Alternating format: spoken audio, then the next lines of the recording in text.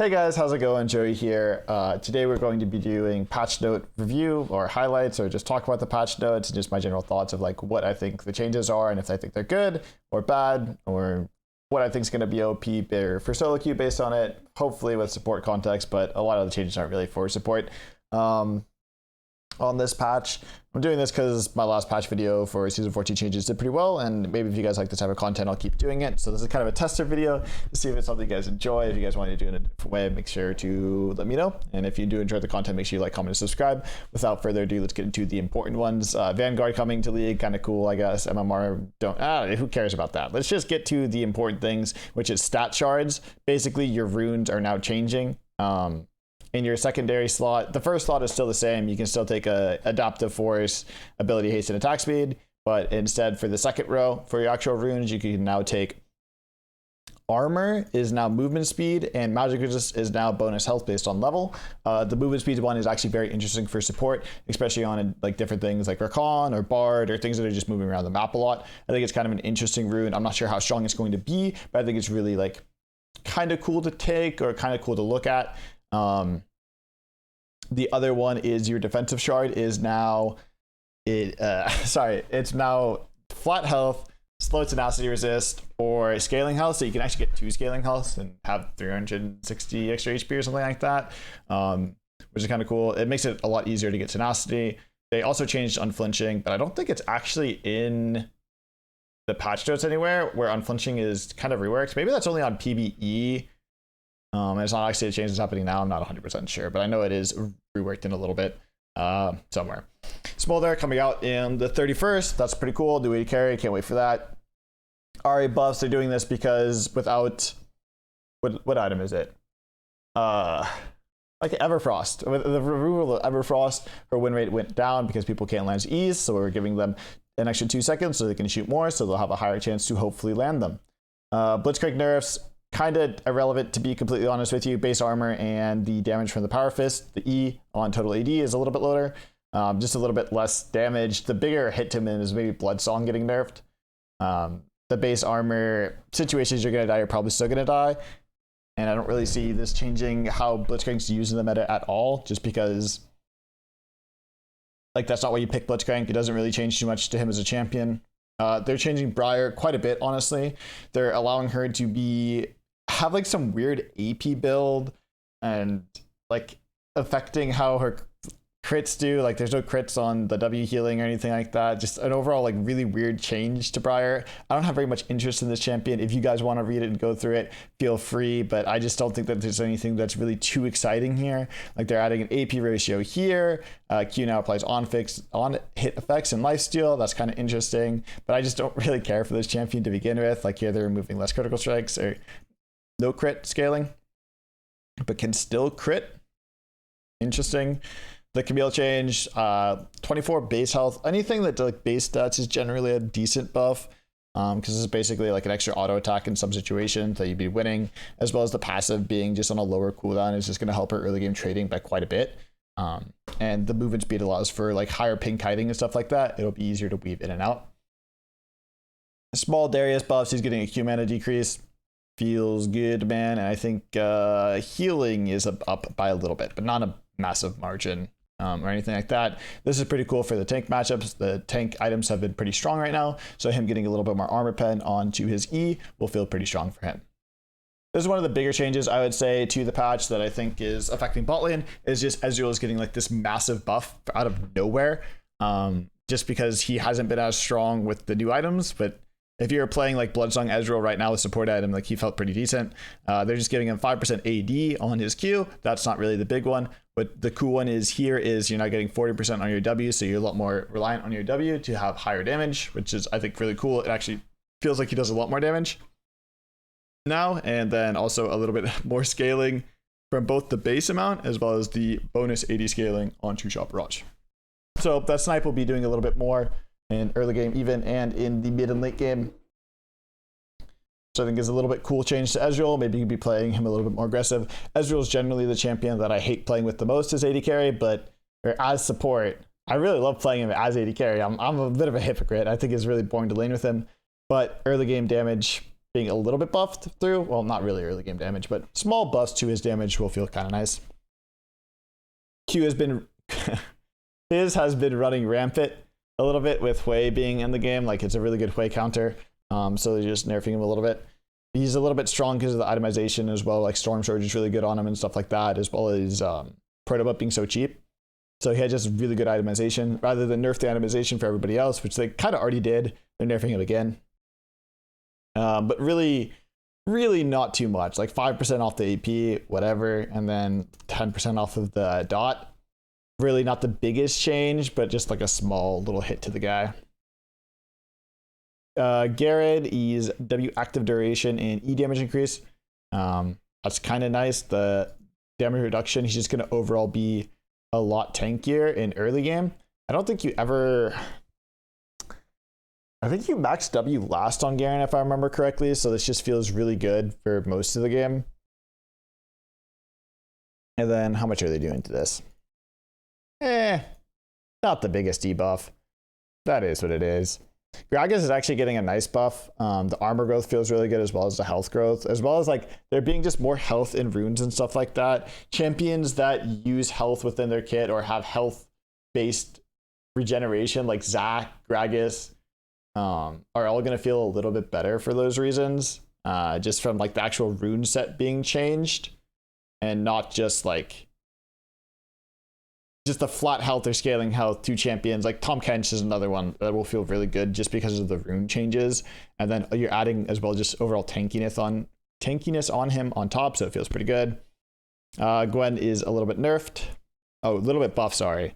She was nerfed from the hotfix. I think this was 0.8% per 100 AP on the 14.1B, and now they're buffing it by 7% or 0.07%. So they went too far, put it back up. That's fine. I think Gwen's in a great spot right now. Really good late game carry. If you're in good matchups, I think she's cool. And the damage is like really insane. But I've always been a Gwen fan. I think the champ's just like, if it gets ahead, it's just really cool in general. Riot can't stop buffing Hui because the champion just, it was released a little bit too weak. This time they're buffing the E cooldown, which is nice because it's a 0.1 or 3 seconds off of the rank 1 ability, which makes it like you're not maxing this, well, you're maxing it second. But that's not what the big part of it is. Like in early game, you're going to have 2 of these per wave if you want to cast them off cooldown, which is just pretty nice in general. And then the EQ fear is a lot longer if you're putting points into it. Maybe you'll max E on support Hui, but probably not. It's just a small overall buff to Hui. I'll be excited to play him support. Give him another go. Why not? I have so many Hui videos up on the channel already. I think it'll be fun to play the champion again just because I like his kit and I want him to be a stronger champion. So we'll see. Alawi is getting some small base stat increases as well, mostly to his mana, a little bit to his HP, and a little bit to his passive healing, or her passive healing, sorry, which I think will feel nice coupled with rune changes in general. Alawi's a solo queue champion as it is. I think it's strong enough as solo queue. People who play Alawi will still play Alawi. Nothing's really changing. It just feels nice to play Alawi. It's like a nice little quality of life buff. Jax needed to get nerfed. This champion was super OP. He's always been OP in my opinion, so I'm glad to see Counter-Strike getting nerfed. Karma is another like big change that just randomly came out of nowhere. I thought the champion was kind of fine as it is. They're just giving her flat HP, which is really cool, but they're also giving her a lot of AP scalings on both her Q and her E, which is just like out of nowhere, as well as base shielding on E, which is just like, wow, that's crazy. I think Karma as a champion, now I was already building AP on her for support before, but I think building AP on her support now is even better, just because the AP scalings are really insane. I think that she'll probably rise really high in the tier list because of this for solo queue supports, just because she's a lane stomp champion, and lane stomp champions are just good in solo queue. If you make your opponent want to FF the game, you'll just win out more games. But if you like get behind an early game, it's not going to feel as bad because your damage scaling through items is a little bit better. Random Karthus Q buff and W magic resist reduction increased. Kind of hate it. Honestly, I think Karthus is like low-key an annoying champion to play against and not really fun if it's in meta to just get one shot by Karthus Q, like, or Karthus ult, or anything like that. So like this is nice for him because it's overall buffing his clear speed. And he already had like an insanely fast clear speed. So I'm not really thrilled with Riot making this change, but you know, it is what it is. I can complain about the champions that I don't like playing against, and I'll be happy with the champions that I like playing get buffed. Rumble has been super broken since the rework of items. I think generally, honestly, since they added the magic resist reductions, being able to like multiplicatively stack, I think since then he's been kind of really strong. So they are reducing that as well as reducing his Q Spitfire damage or Flame Spitter damage. I think that he will still be strong just because the items are strong. He's an AP top laner and he's a lane dominant solo queue champion. I don't really see this changing too much. I mean, his win rate will drop like 0.5% or something like that. Nothing really too massive or drastic from this change. Just is going to be a little less OP when he was already OP. I think the Shen change is really cool, especially coupled with the Camille buff. Camille is a champion that might get buffed into meta now where people are playing her a little bit more often. Shen is a counter to that. I think 4 AD level 1 is just insane in general. Might not make it broke or anything, but like you have to understand this does a lot to the game. Like when you're a noob or worse at the game and you have a hard time last hitting and stuff like that, 4 extra 80 on that last hit, your Shen's always going to be getting more gold and stuff like that. Like base stat buffs are always really decent for champions just because of them having long effects throughout the entire game. And just having 4 extra 80 is kind of cool for that. Teemo nerfs, very valid after how rampant he has been since Malignance, whatever the AP item for ulti. He's been a little bit too strong, so they're just nerfing his E toxic and his R recharge time. I'm not what the nice typo, Riot Games. I'm not really entirely sure if this is going to make it like bad. I'm sure the Teemo one tricks are still going to play Teemo, and the non-Teemo one tricks are not going to play Teemo. He's just going to be a little less annoying to play against because his scaling is a little bit worse, and he's going to have a little bit less traps. Feels good to have a little bit less traps though. Now, this is probably one of the bigger changes that is coming to the patch. They're making itemization adjustments to Twisted Fate. Basically, what they're allowing you to do is now play a critical strike Twisted Fate, as on-hit Twisted Fate, and AP Twisted Fate. And you can build any of the builds that you want to go. You could even probably mix and match, and it's probably not too bad. And they're doing this through just changing how his passive works and stuff like that. I think this is probably like the highlight champion change of the patch, just because it's going to just add a completely new playstyle to another champion. It's like they're reworking him and you can just build him AD. I think this is going to be really fun to play. I'm not sure if it's going to be strong to play, but like when anything happens like this, I'm like really interested because I like playing AD champions. I like playing on-hit champions. So seeing a little change like this is just really cool. They're just nerfing his base stats and his attack speed, which is fine because he's kind of going to get some back later. Doesn't really change too much. And they're changing how his passive works, where now he can critically strike to roll an additional 6-sided dice that is more weighted towards 1 rather than 6. This is really cool. When you have crits, like you just make more money. Like that's just really cool to me. I don't know. Something about like stuff like that is like any gold income generation in the game on a champion is always just been awesome. I just, maybe I'm too much of a fan of it. It probably doesn't really do anything to have this, but like it's just like this cool niche thing, especially on like grubs. I'm pretty sure you make money from killing the grub babies and stuff like that for the loaded dice, which is just, I don't know. Yeah, okay, that's fine. They're adding Q bonus to AD for the AD build, and then they are also adding critical strike multiplier to all of red, blue, and gold cards, with it being as you would expect, of blue being the highest, red being the second highest, and gold being the third highest, which is generally just like how blue card, red card, and gold card work on APTF in terms of damage and stuff like that, because this gives more CC, this gives less CC, and this gives no CC, just kind of how it is. They also made it so that pick a card now affects inhibitors and Nexus towers, as well as locking the card resets TF's auto attack timer. This change is actually insane for split pushing in general, as well as for just having like, you can just auto attack so fast and stack up your stack deck over and over and over again. With stuff like this, I think that's just awesome. They are then buffing the E bonus attack speed. This is like basically reverting this if you're going to Emax for on hit TF or attack speed TF.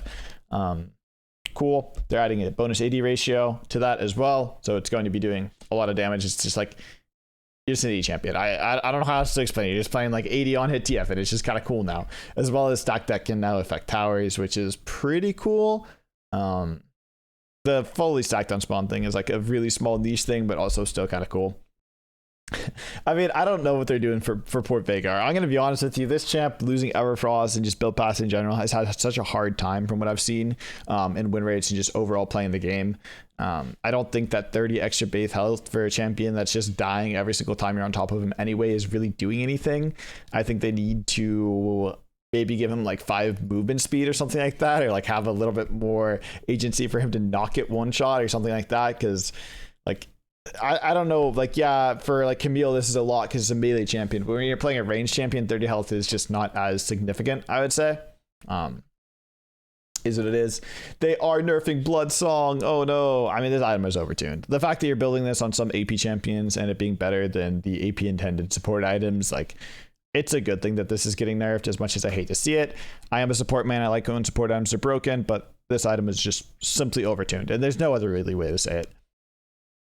It was probably the best. I think Slay is something that I underrated a lot. Solstice Slay. So maybe look out to build Solstice Slay more often, especially with Bloodsong being nerfed. The Hexblade is just changing its build path, and this is like irrelevant because it's adding 5% and losing 5%. All that's changing is just how you're building the item. Which matters because certain junglers would build Noon Quiver first item, and this increases your clear speed by quite a bit, where Hearthbound Axe doesn't. I mean, it's just like a give and take for what you're getting for Hearthbound Axe and what you're getting for Noon Quiver.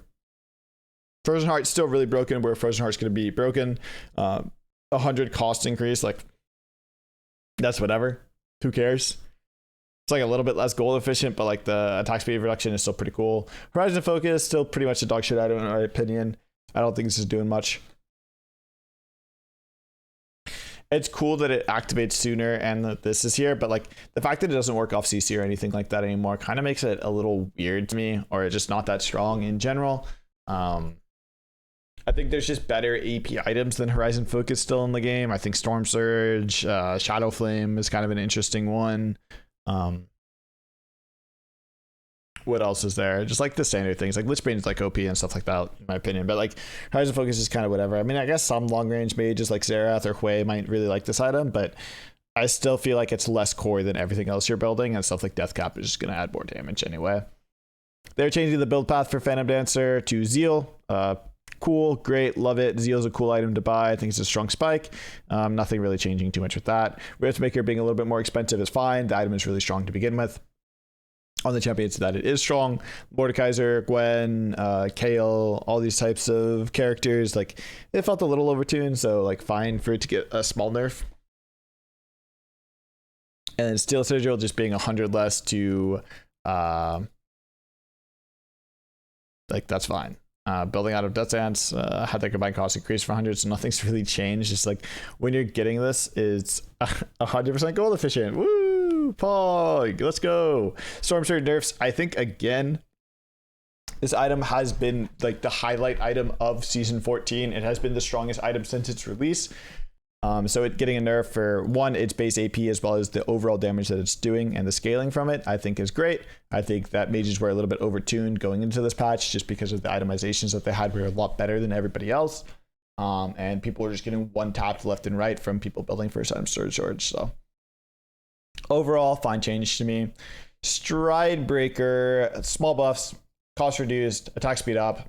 Great for champions that wanted to build Stride Breaker. I think Sundered Sky is still probably just going to be people's choice, or like Profane Hydra. I know people are doing that first item sometimes, or just the Hydra items in general, or like...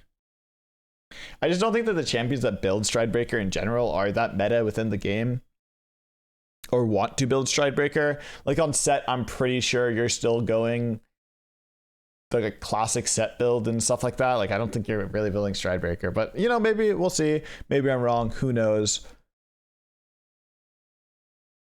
Maybe everything will be OP. When I talk this much, my throat gets really itchy. Ugh. Support item gold income. If you guys haven't been paying attention in pro play and solo queue and high elo and whatnot, people have been buying the support item on tops, mids, and 80 carries because the variations of things like Blood Song are just so broken to get, and the fact that you're getting so much gold income from the support item now compared to how much you're actually losing and how fast you stack it has led to this thing where it's actually just good to buy support items on every champion, and you just share gold with everyone. And when you're CSing, hey, your support with CS. Or like when you're CS capped and stuff like that. So they're now making it so that the CS cap goes to everybody who has the support item and not just the one person. It's an interesting fix to the solution. I've always wondered why Riot doesn't just remove the ability to have 2 support items on one team, because it's something that it's obviously clear they don't want to be in the game, but they keep having to make these weird adjustments, and they made really weird adjustments in the past that were just kind of annoying for support players in general. That were just not really good fixes to it. This is like a fine fix. I think it'd be great if they could do that, and I understand people complaining why they just don't do that. And I think it's just because it's really easy to grief people if you put that to the game where you can only have one support item. And it's just kind of makes the game unfun if someone buys a support item and they're not supposed to buy it. But I don't really know. I feel like there's just better solutions. And like I said, if they could do that, but I mean, it is what it is. The last kind of really big thing that we'll talk about, or not big thing, this is just bounty adjustment. It's a small thing, but if you're if you're behind, if your team is behind and you have a shutdown, it will give less gold back to your opponent. This is generally just going to make teams, when you're losing or trying to 1v9 a game, feel less punishing to die. Kind of a nice change. I kind of like it. It makes you feel less punished if you're trying to 1v9, because most of the time, if you're trying to 1v9 and you have a shutdown on a losing team, it's probably going to lose the game anyway if you're dying this one time. So giving you that second chance maybe is a little interesting. It's not really the biggest, it's only 10%. Is what it is. I think this is cool. The ability haste per Infernal Cinder is going up by 2 times. Maybe the little things to collect, the little bard chimes that happen on the Infernal map, will be actually relevant, because right now they're kind of not. They're kind of not.